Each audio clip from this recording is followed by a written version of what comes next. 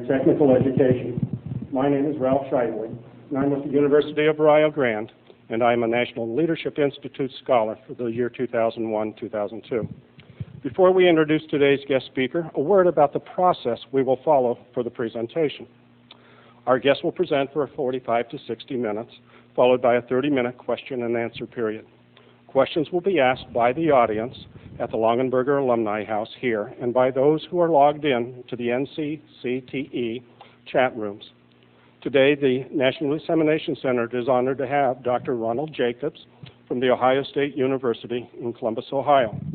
Dr. Jacobs' presentation is entitled The Emerging Field of Workforce Development, Sizzle or Fizzle. Dr. Jacobs is a professor of workforce development and education at the Ohio State University. He is a frequent contributor to the human resource development scholarly literature, having written nearly 100 journal articles and book chapters on different areas of human resource development, including human competence, employee development, structured on-the-job training, and organizational improvement. Dr. Jacobs is particularly known for developing a system view of the human resource development field and for his research and development work on structured on-the-job training, a term that he first introduced to the human resource development literature in 1987. He is the co-author of the book Structured on-the-Job Training, Unleashing Employee Expertise in the Workplace, which has become the standard guide to help managers, quality engineers, and human resource development staff implement this training approach in their organizations. Much of his research has been on determining the financial benefits of structured on-the-job training, information that is critical for making more informed training investment decisions. In addition, he is the author of the book Planned Training on the Job and is currently completing a casebook for the American Society for Training and Development entitled Implementing Planned Learning on the Job. Dr. Jacobs has extensive consulting experience in both manufacturing and service organizations, having worked for numerous large organizations. Included in the list are American Electric Power, General Motors, KLM, and Seagate. He has presented and consulted internationally in numerous nations, including Taiwan, South Korea, Egypt, Brazil, and Mexico. Dr. Jacobs has an invited distinguished professor at the University of Utrecht in the Netherlands and held Shaw Professorship at the School of Business in Nanyang Technological University in Singapore. Dr. Jacobs currently serves as the editor of the Human Resource Development Quarterly, the major scholarly journal of the human resource development field. In 1994, he received the Instructional Technology Research Award from the American Society for Training and Development. In 1995, he was recognized for his scholarly contribution to the human resource development field by the Academy of Human Resource Development. Currently, Dr. Jacobs has written about the emergence of workforce development and its implications for research and practice. For the past couple of years, he has been writing and speaking about workforce developments and its implications for graduate studies. Join me in welcoming Dr. Ron Jacobs. Thank you, Ralph. Thank you very much, and good afternoon to everybody. It's a pleasure to be here and to discuss a topic I think of high interest, not only here in the United States, but internationally as well.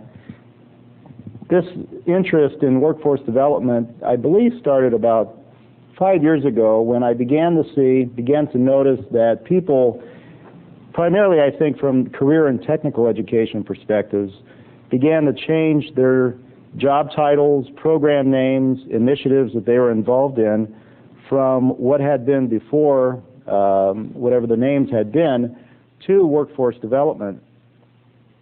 Workforce development, unfortunately, the term, in spite of its prominent use in recent years, has not undergone much scrutiny in terms of what it means, what its implications are.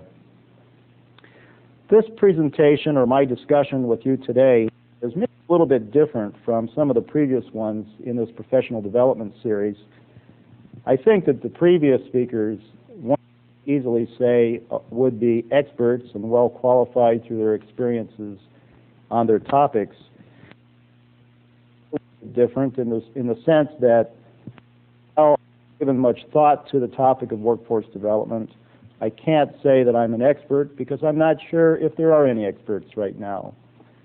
It's an emerging topic, an emerging idea, and I think the literature needs to say where this topic is going, what the form of the topic will be, and maybe we can come back together in 5 years from now and see who the experts are and what ideas have been represented in their speeches and their presentations.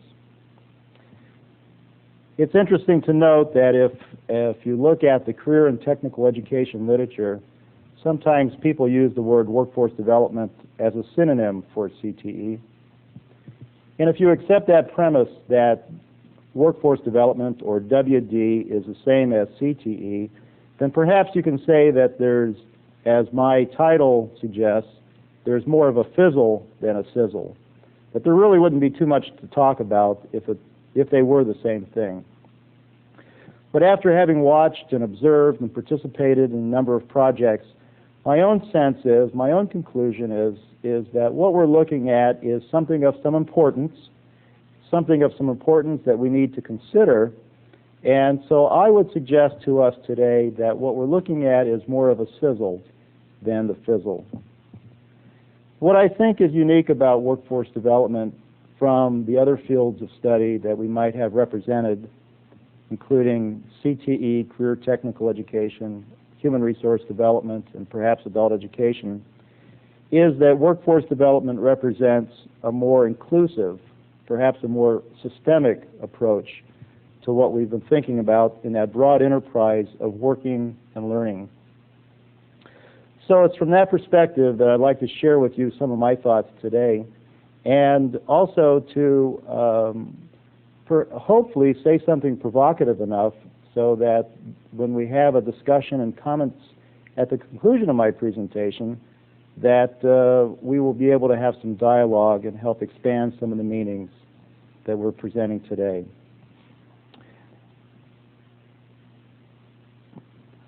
My presentation has basically 3 parts to it, and I view it more of a discussion than a formal presentation.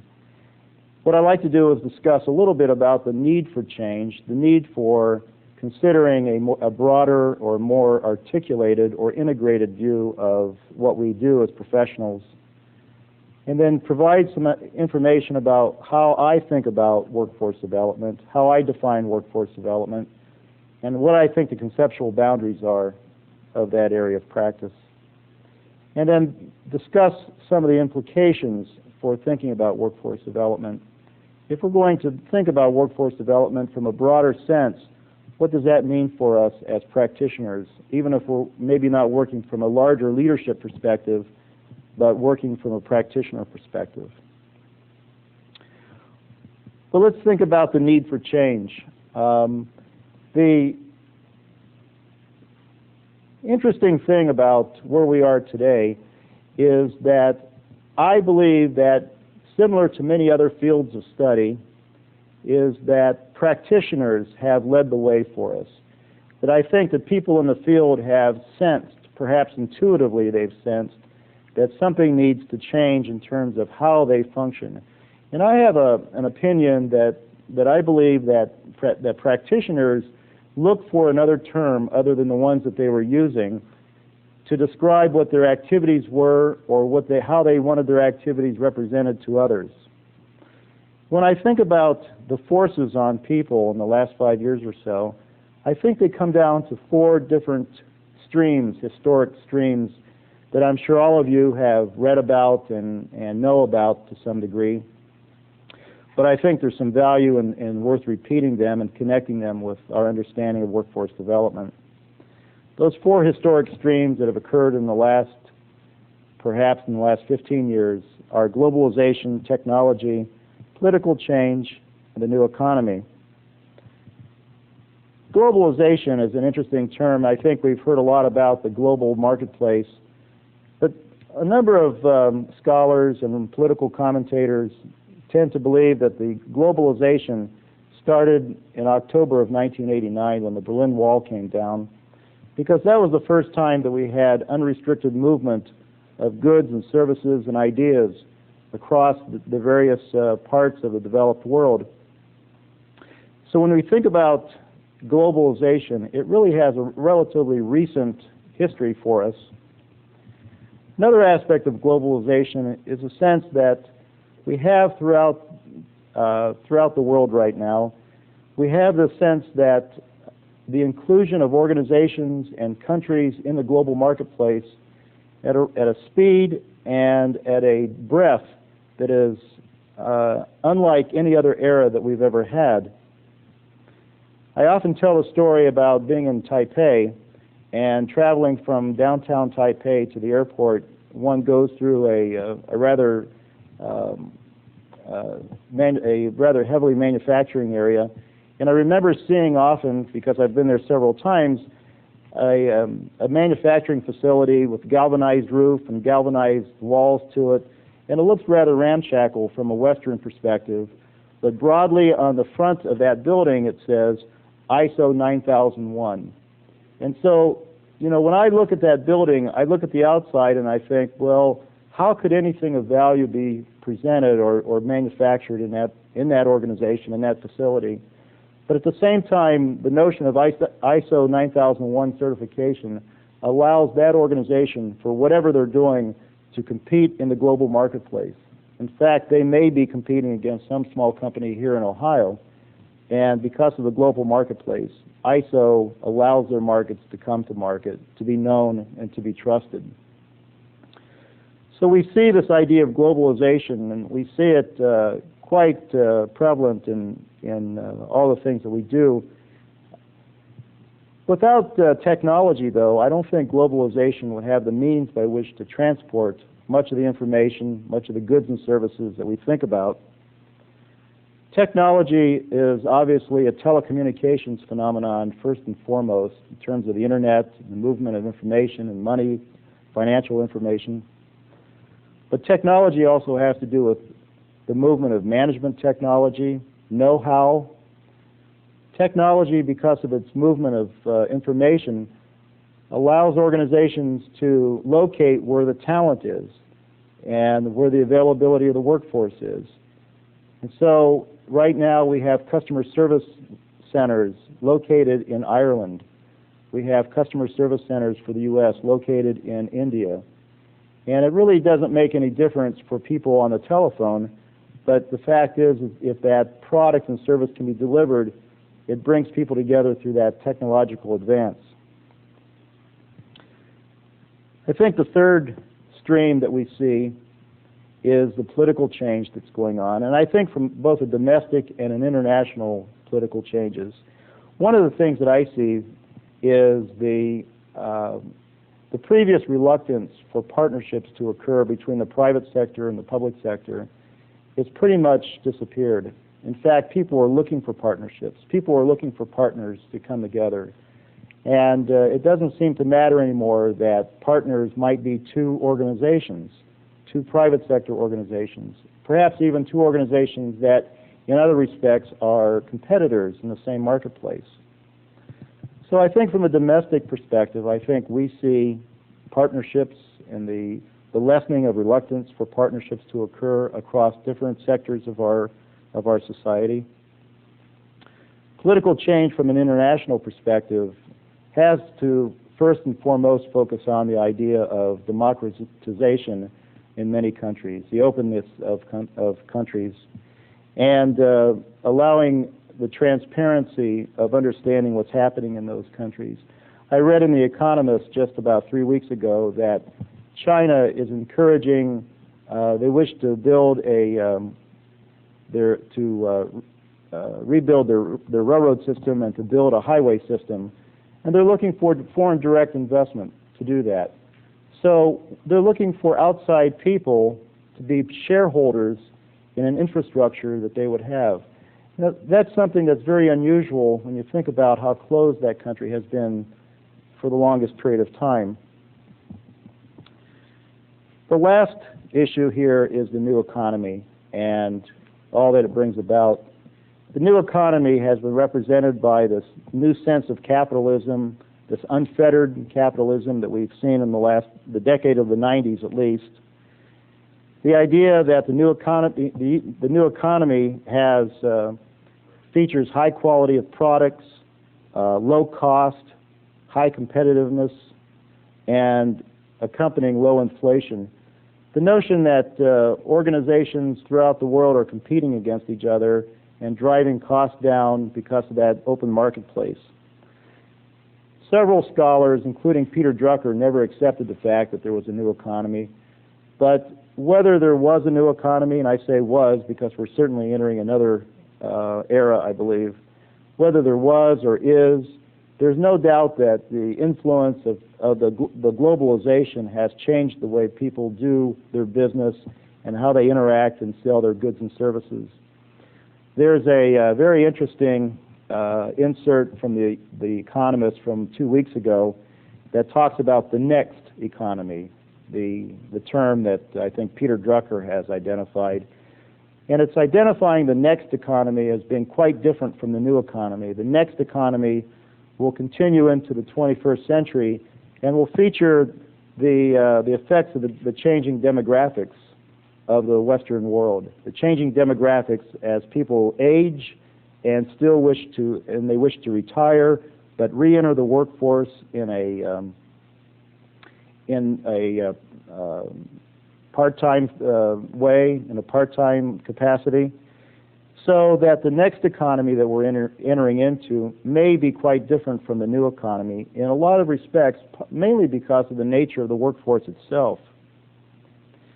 Well, I have on the screen these forces, and again I have to say that I think that people have intuitively felt the facts that these factors have impinged upon how people think about their work, and I think that people have intuitively come to these conclusions when they've thought about what they're doing that have come across in terms of making the term workforce development more attractive to them. I think when you look at it, I think that we all have realized that global events have much more immediate and systemic effects on local consequences. I think that whatever happens in any country happens, we can feel the effects here in the United States. I'm quite close to several people in Singapore, and I know that country especially has had a severe drop in its GDP because of our recession here, and it's immediate because of the just-in-time production system. What's being produced in Singapore or what's not being bought in the United States immediately affects the production in Singapore in no more than 2 weeks turnaround time. We also know that societal consequences are often brutal and long-lasting. In just a minute, I'd like to share with you a case study from a city that I was born in, Johnstown, Pennsylvania, which at one time was a very, very prominent and prosperous city that has gone through the era of the industrialization and has very much difficulty coming out of it. And I think it provides a case study for us in terms of workforce development. Another issue that I think people are beginning to realize is that our human competence has a shorter life cycle. So the sense that when we train people or provide educational experiences for youth, for example, we can't expect that training to last for much, we don't know how long, but certainly the life cycle of that training, it can't be very long the way the economy is going. And so whatever we provide for them in a vocational education or a vocational technical situation may have relevance for a few years, but not many. I think we're also coming to the understanding that partial educational solutions are no longer effective, that planning has a much more systemic approach, that training youth without affecting what goes on in organizations can't be done in a longer perspective. And I'll talk about that more in a little bit. And finally, I think that people understand that their social partners are not adequately linked. And I'm not sure that if I spoke to practitioners, and I've tried to as much as I can, if they could articulate these points exactly the way I've presented them here. But I use these points as the rationale for saying that's why intuitively many practitioners have moved from perhaps using CTE as a name or vocational education as a name to trying to find something that will represent a more connected, a more articulated perspective of what they're trying to do. They know quite well that what they're doing is part of a larger enterprise, and that larger enterprise is part of the larger scheme of how workforce development occurs.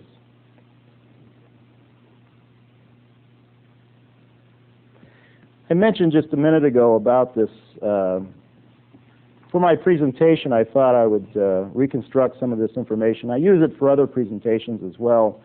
But some of you may know Johnstown, Pennsylvania. It has sort of a part of American history because of two very disastrous floods. Johnstown, Pennsylvania is located about 70 miles east of Pittsburgh in a river valley that collects water, and when certain events occur, like heavy rains, then they're very susceptible to flooding. But I took it from the perspective of my father's family, who was from that city, and what has happened to that city from that time. And I follow the chronology here because I think it's a good example not only of how the new economy or the globalization and some of these issues have come to bear on a particular locale, but it also shows, I think, the nature of workforce development and where we have come and shown that need to address some of those issues at the societal level. Back in 1957, there were two major employers in Johnstown, Pennsylvania.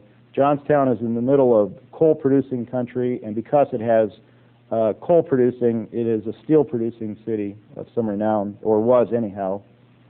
But Bethlehem Steel was the major employer in Johnstown, and it peaked in its worldwide employment at 165,000. And in Cambria County, Pennsylvania, there were 20,000 steel workers, 20,000 people directly employed in steel-making companies. And you can imagine if there were 20,000 people who were working in the steel industry, how many other associated employees there might have been for iron works and repair shops and grocery stores that all were connected in some way to the steelmaking industry. In 1965, the first time that 10 million tons of steel were imported into the United States.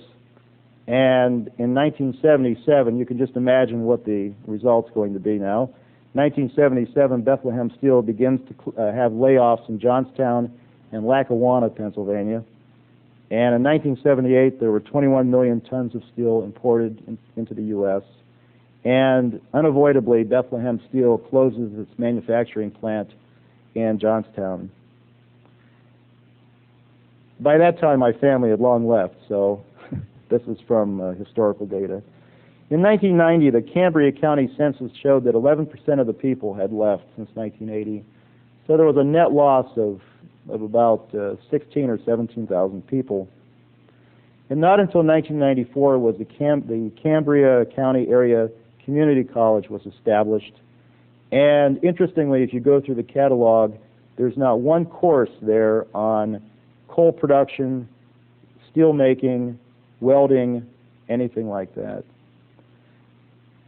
So that if you look at this area of the United States, western Pennsylvania now, the unemployment rate is about 10%. Historically, Johnstown has been one of the higher unemployment rates in the United States through the 80s and into the 90s.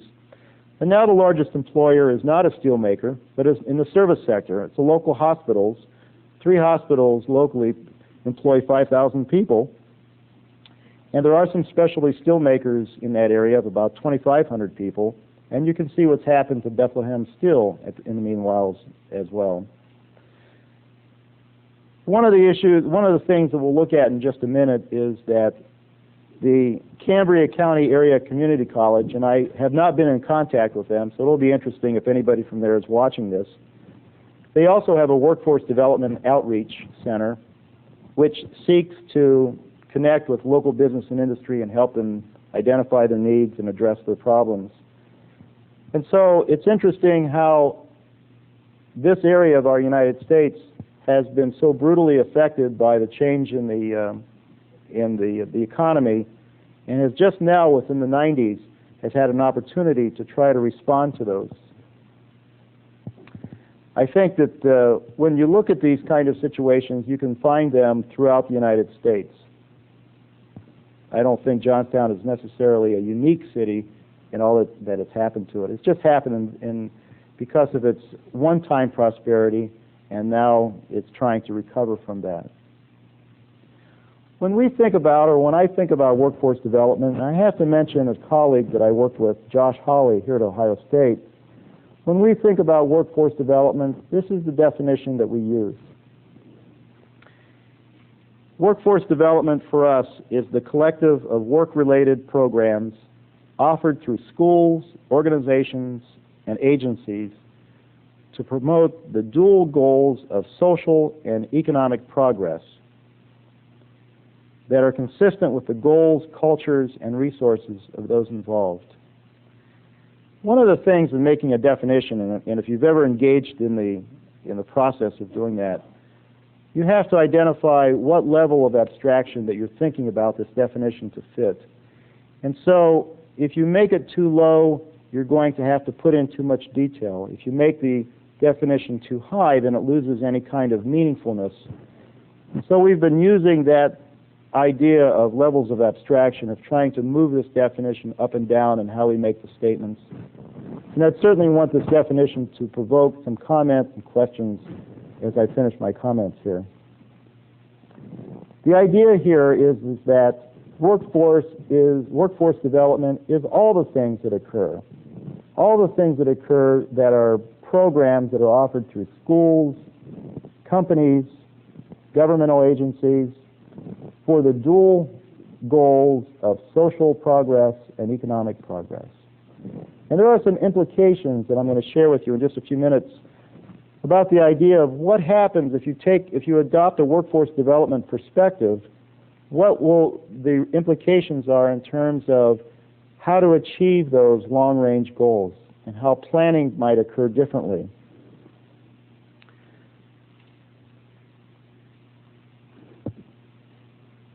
In spite of the fact that we think about career and technical education or human resource development or adult education as being the fields of interest here, perhaps, workforce development operates because it's really an area of practice. It operates from societal issues. And we've identified these 4 societal issues that we think are important from a workforce development perspective. These 4 issues, I believe, encompass the fields of study that are represented by us, by people that are interested in these issues, but they don't directly address or mention those fields because we believe it's more important to think about what are the societal issues that are being addressed. I think they're pretty self-explanatory. I hope that as you look at that list up there, you can identify one or more of those that pertain to your own professional activities. How to prepare to enter or re-enter the workforce, and then on down the line. Again, these were written in a means to try to encompass all the things that occur as broadly as possible so that we know that different things from different fields can be fit into that.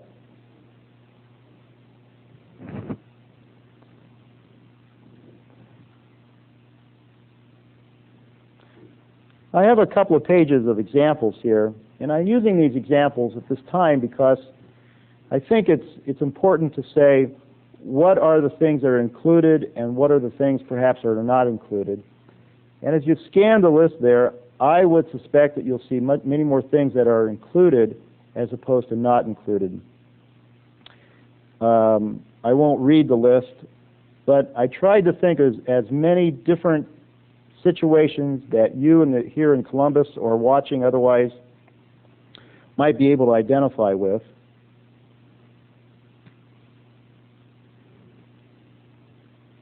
Certainly you can see that schools are the providers, labor unions are the providers, organizations are the providers. Continuing in this list a little bit, state government could be a provider. Chambers of commerce could be a provider. Organizations as a provider. And finally, community colleges as a provider.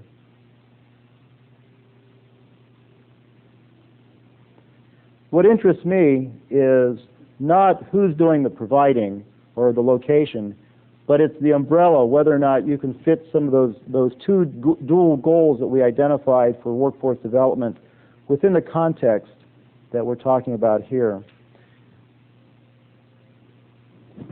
This is I thought it would be interesting to follow up on the idea that from Johnstown, Pennsylvania, this Cambria County Area Community College, they have a Center for Excellence in Workforce Development, and I pulled the mission statement off the web. And again, for me, when they look at themselves as being a Center for Workforce Development, I see that as being a part of the larger entity of workforce development, but I see them as being a provider, and as one of the many providers that we might see within the workforce development context.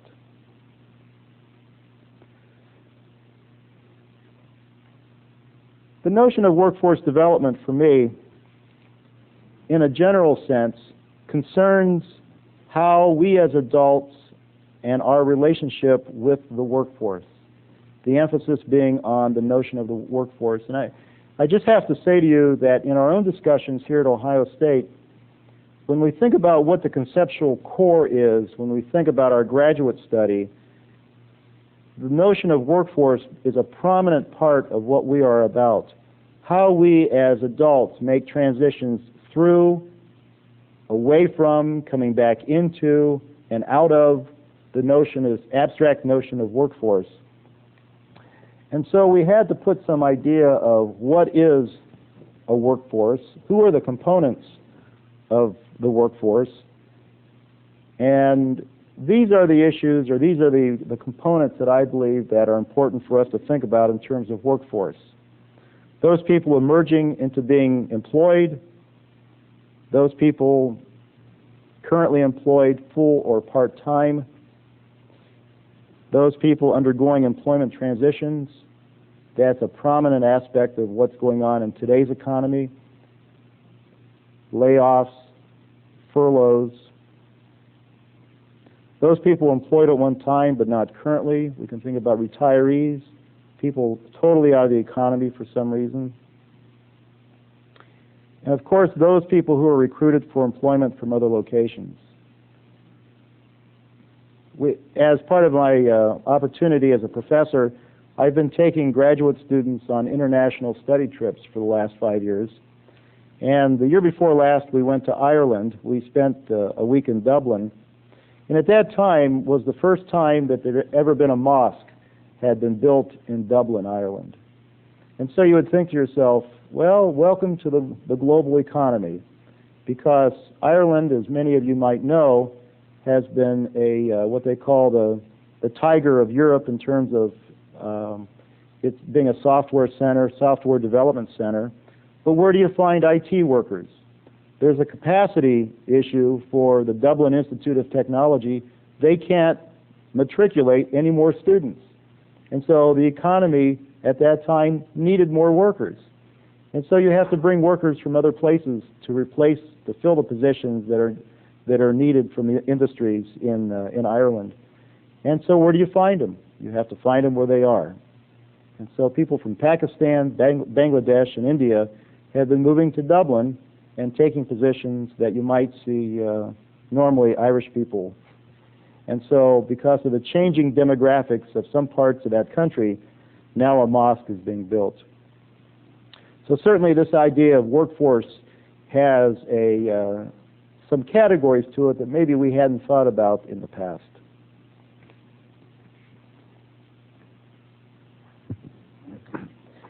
I think when we think about the concept of workforce development, the notion of workforce development has some implications that I'd like to spend a little bit of time in discussing, and hopefully we'll be in some discussion about it with those of you as well.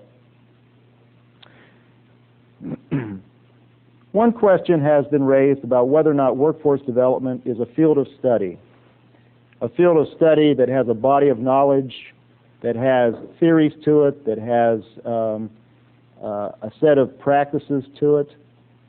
And my own sense right now is that workforce development is not a field of study at present. I believe that it's too broad in what it represents for it ever to be a field of study. But it is probably more likely an area of combined professional practice.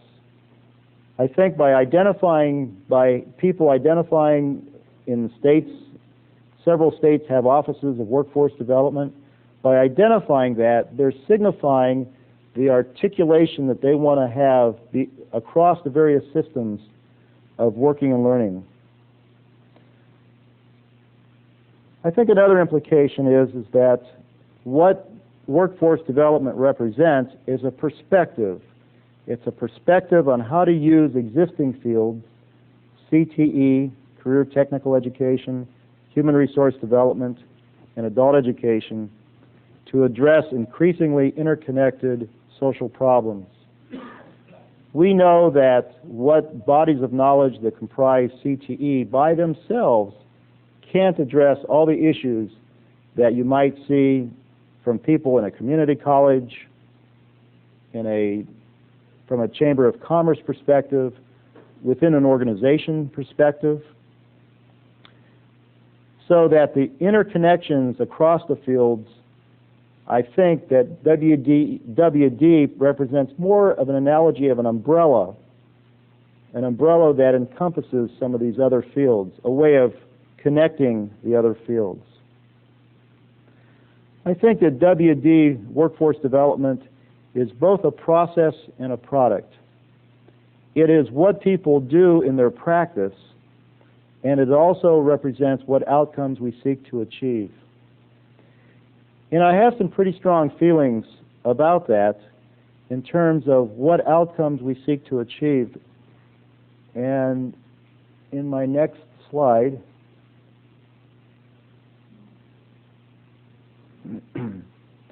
I think that if people begin to adopt the notion of workforce development, I think it needs to be a very intentional use of that term.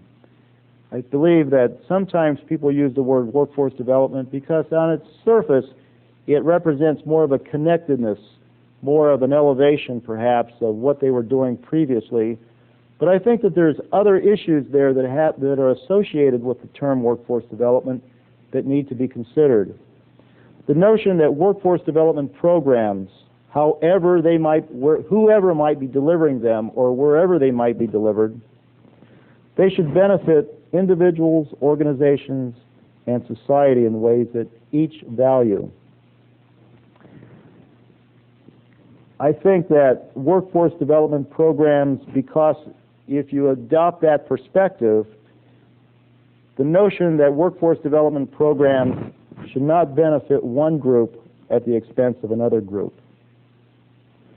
And I think maybe the third bullet there summarizes my feelings about this. If a person or a group, an office, adopts a perspective of workforce development, I believe that workforce development planning is going to take on a much different perspective than what we've done before. When you think about what HRD people do in organizations, they might be looking at only the perspective of what outcomes they might seek for the organization's performance. But how that performance links to society is also another issue. And I think if people adopt a workforce development perspective, then we begin to see what I call a win-win-win possibility. We often think about win-win possibilities where there's dual partners, but I think in most workforce development collaborations, there are three partners. There's always going to be the individual, there's always going to be organizations involved, and invariably there's going to be unions and society involved as well. And how to make that win-win-win possibility occur is going to change the planning that people engage in from whatever perspective they start with, wherever that perspective might be, from an organization's perspective or from a community college perspective or even from a vocational or high school perspective. There needs to be the larger scheme of what are the outcomes that we're trying to achieve, and how do those outcomes affect others within our what we would call society. Greater connectivity has social consequences. When we ask ourselves to be connected, when we ask ourselves to look for partners, I think there's a consequence of that in the sense that we begin to look around and saying, are we really in a partnership where everybody is achieving or is attempting to achieve the outcomes that they've set out to achieve? Another implication here, perhaps the final one, has to do with the idea of career and technical education professionals and HRD and adult educators need to recognize that their contributions are good, that they make good contributions, but at the same time that their contributions are limited in the context of workforce development. So that CTE and other fields of study that we can identify related to workforce development are always in the context, perhaps, of this larger umbrella of workforce development. Workforce development may be, and I think this is a room for discussion, workforce development may be the umbrella that allows us to connect our different activities in our various communities to make it possible for schools and organizations to feel comfortable together, that each of them will identify outcomes that they wish to achieve of value, and that the broader society will benefit, the locations, the communities will benefit, because individuals are benefiting, organizations are benefiting, which will have outcomes for that society or that community as well. Maybe that sounds a little bit unrealistic, but I would encourage you to look at the strategic planning literature as it has evolved in the last few years. And certainly the strategic planning literature has begun to address not only from what organizations seek to do in a long-term sense, but how that long-term planning occurs as it connects to what some people call the mega level, the societal levels.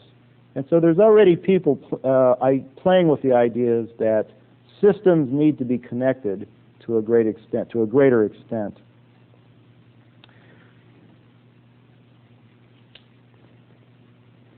I have identified some key questions for my discussion presentation here, and if at different locations that the key questions, what I'm asking groups to do if they're interested, or if anybody is interested in doing that, is to look at what their local communities are like in terms of the connectivity, the connections across the various providers, across the various systems in their own local communities. What that means in terms of the success for those dual goals. And again, those dual goals that I go back to are the notion of social progress, the advancement of people in their learning and their self-actualization, that they grow as people and as citizens, and also as economic progress as well, whether or not the economic aspects are being advanced as well. Sometimes I think we feel some discomfort from a schooling perspective and thinking about the economic perspectives, economic development. But the reality for the next era, I believe, is that the link between education and the economy of any location is becoming more and more tightly woven together. And so the planning that goes on has to reflect that close relationship. So at this time, I'd like to close my comments and entertain any comments from the local group here, and also discussion that might be coming through the chat rooms as well.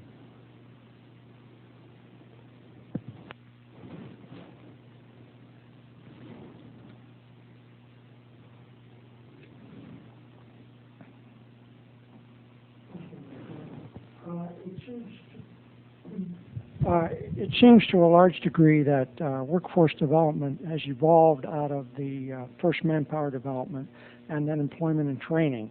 And in many areas it is defined by whether it receives funds from the Department of Labor under the Workforce Investment Act at the present time. And the boards which have been established at the state and local level to provide policy oversight to the workforce investment are really referred to as workforce investment boards. So it seems in some ways education is kind of defined out of that.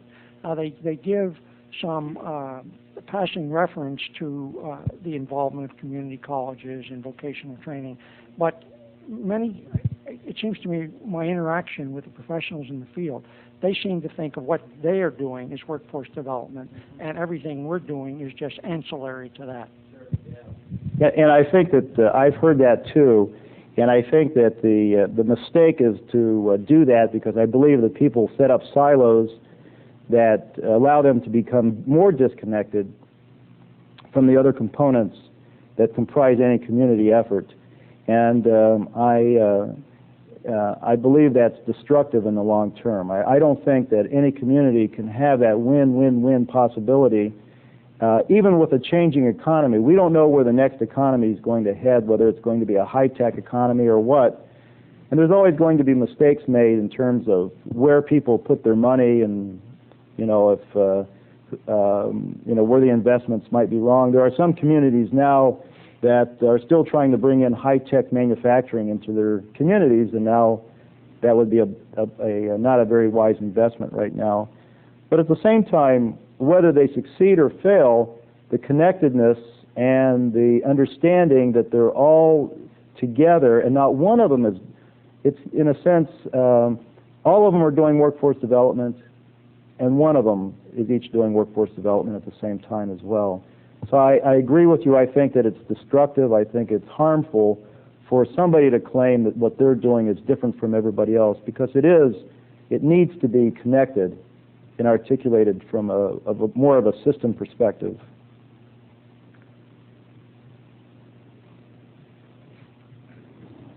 Ron, when you think of impacting policy at the federal level, we have so many different institutions, agencies, organizations delivering workforce development as you have defined it. If you think of the AACC, ACTE, the labor union, the business organizations, the list goes on and on. What suggestions would you have for coordinating at the federal level any kind of a logical, systematic approach to address workforce development issues? That's a good question, and I don't know if I have the definitive. You may have the answer. I don't have the answer. I think, though, that whatever happens globally impacts things locally much greater, and I think that's the opportunity for action, is at the local level.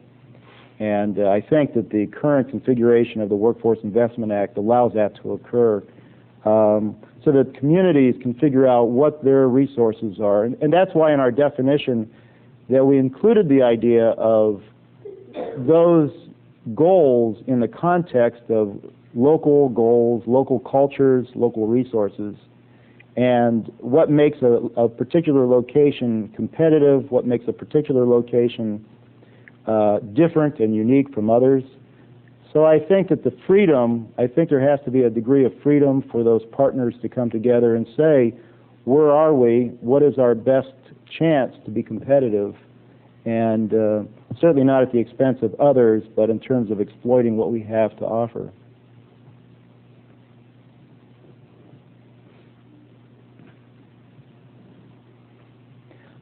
I think that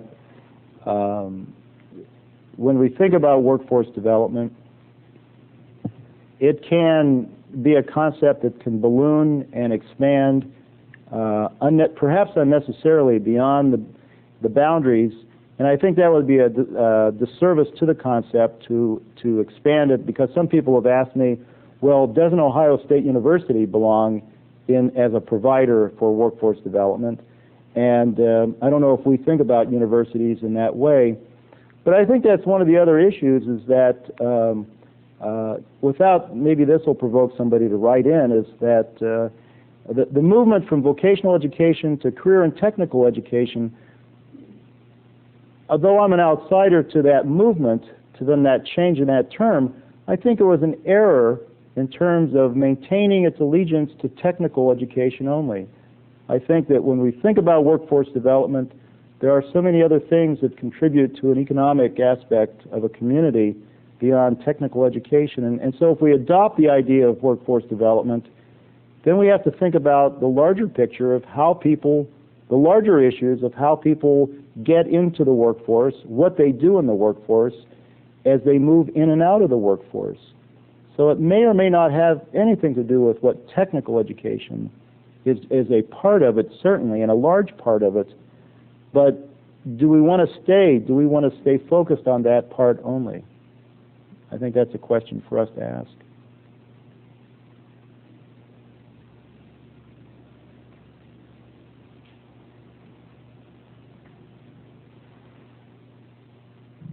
I don't want to dominate these questions, Ron, but you've obviously given some thought to what implications this approach to workforce development has for preparing teachers, either at the secondary level or the post-secondary level.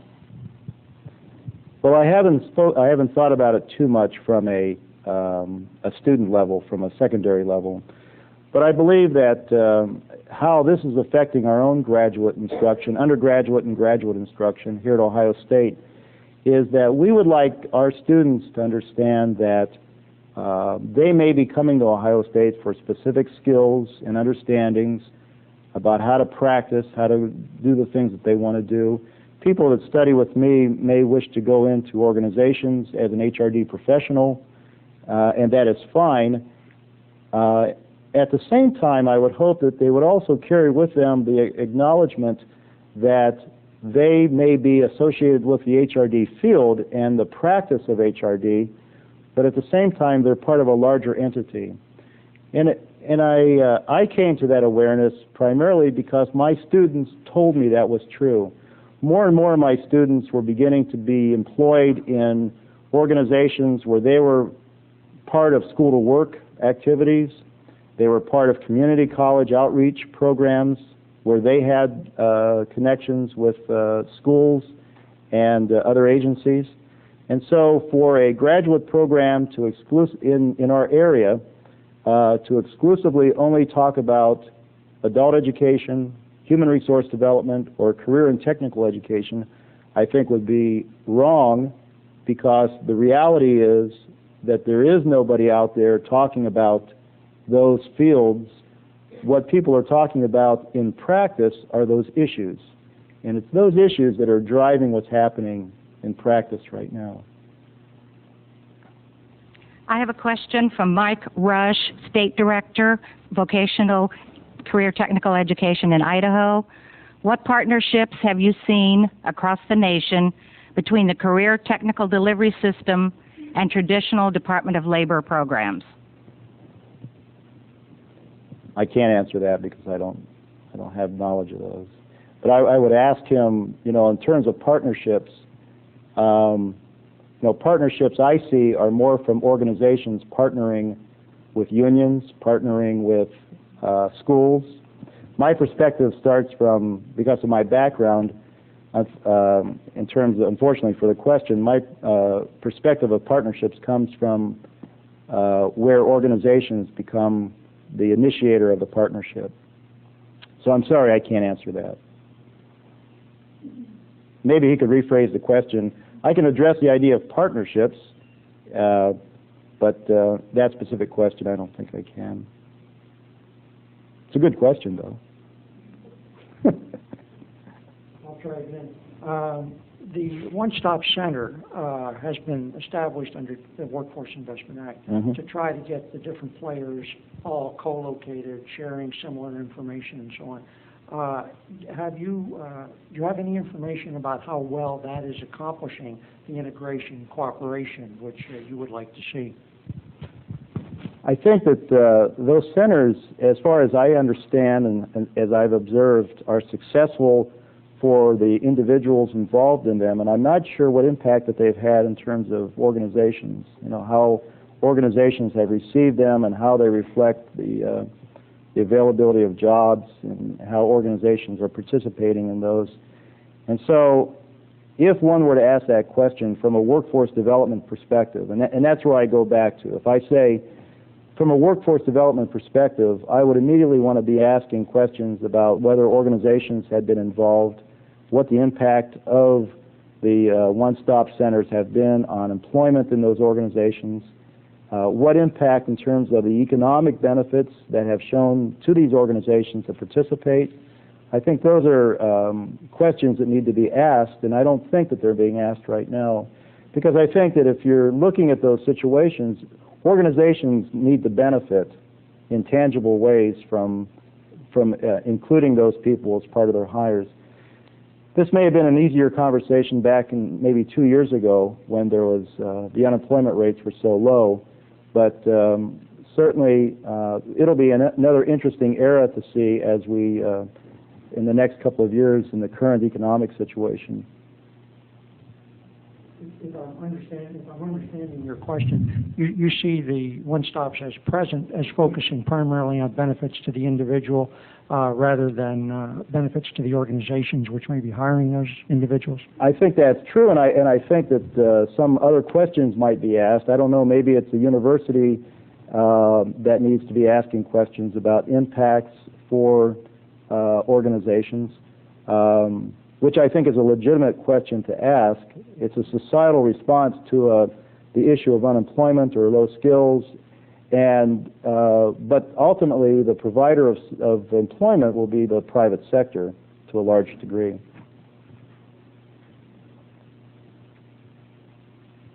I'd like to make a comment about the collaboration between these organizations. Mike Rush had brought up the question of how the Department of Labor had been impacting workforce development.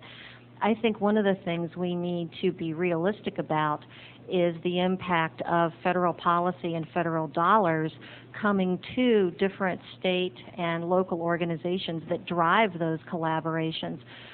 Historically, the U.S. Department of Labor hasn't had as much resources to contribute to workforce development as recently anyway as the Department of Health and Human Services in regard to welfare to work, and the Department of Corrections in terms of training the increasing numbers of people who are incarcerated, or the Departments of Development that each state has to stimulate economic growth in local areas that have been underserved. And I think that at least in Ohio, what we've seen is a big push in workforce development through those state agencies and then trickling down to the local level because of the money and because of the policies that have come out of Washington, D.C. that have driven those collaborations and literally forced those collaborations among CTE providers and the social service or economic development agencies that work in those areas. Quite frankly, a lot of these folks probably would not work together if it weren't for some kind of policy that forced them to all sit at the same table at the same time and talk about policy and collaboration. Yeah, that's interesting. In some related writings that I've done, I talk about the notion of partnership, and in that writing I've spoken about research partnerships, but I think the ideas still apply. These partnerships, in my own way of thinking, are different from collaborations. When we think about a partnership, it's a true marriage in the sense that each partner has identified goals to achieve, and your goals might be different from my goals, but the only way that we can achieve both of our goals is to work together. And it doesn't mean that both of us have the same goals. It just means that we may have different goals, but we have to rely upon each other to achieve what we want to do. And I think that's a true partnership. And until organizations believe, or when institutions, schools, organizations, communities believe that notion of partnership that it's okay to have different goals, that achieving those goals is supportive of each other, but perhaps in the long term, in a long-term sense, there needs to be a vision that everybody can agree that that's where they want to go. For example, workforce development, I'm sure, if you go into the Huntington Bank or any large organization here in Columbus, Ohio, their first and foremost interest is in the performance of their employees. But at the same time, they know how they impact the community and the community and the society here in Central Ohio and all the places where they serve.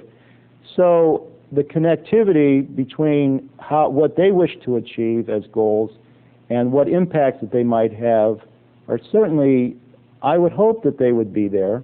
I would hope that would be part of their awareness.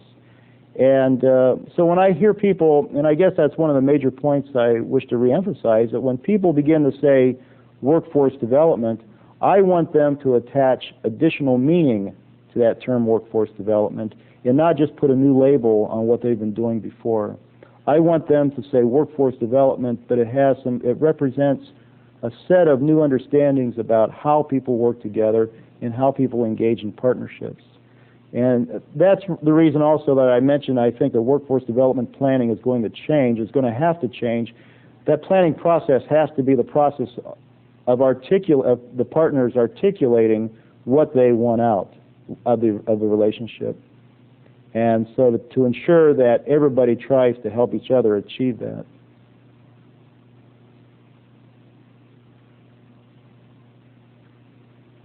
Can you tell I grew up in the 60s? Oh. Well, Ron, thank you very much for your time and your insight into workforce development. I think all of us that took part in this today have some new challenges to us. And whether that's to be a contributing partner who sits at the table and defines new ways that we're going to interact in our community, or whether that's the fact that we realize now that human competence has a shorter life cycle than it ever has before, and we have a greater shortcoming in terms of workforce out there. We certainly have a large challenge to make all these things come about. So if you will, everyone, I'd like to thank Ron Jacobs for his contribution. Thank you.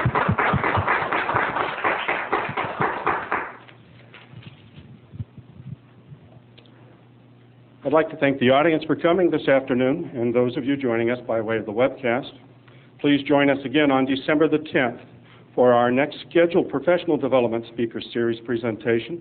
At that time, the speaker will be Mike Rush, who asked a question today. And the topic is, Oh Vision, Where Art Thou? Defining the Marketing Vision of Career Technical Education. That presentation will begin promptly at 3 p.m. and again, it will be webcast. All presentations, as you know, are archived on www.nccte.org website. Thank you.